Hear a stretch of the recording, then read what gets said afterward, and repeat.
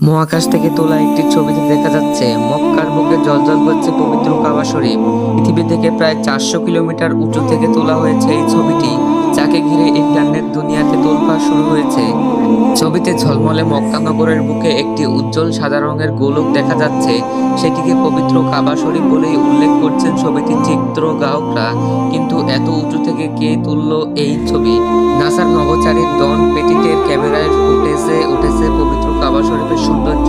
রাতের বেলা মহাকাশ থেকে তোলা এই চন্দ্রপথ ছবিটিকে ঘিরে আলোড়ন তৈরি হয়েছে ইন্টারনেট জগতে। ছবিতে দেখা যাচ্ছে সৌদি আরবের মক্কা নগরে আলোয় ঝলমল করছে। সামাজিক যোগাযোগ মাধ্যমে এক্স ডন পেরিট ছবিটি পোস্ট করেন 2রা ডিসেম্বরে মুহূর্তে, যা ইন্টারনেট জগতে ছড়িয়ে পড়ে।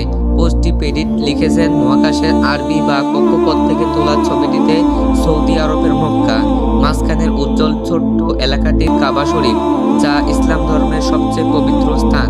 এটি মহাকাশ থেকেও দৃশ্যমান। তো প্রিয় মুসলিম ভাই ও বোনেরা, এই খবরটা শোনার পরে একটা লাইক ও সাবস্ক্রাইব করতেই পারেন।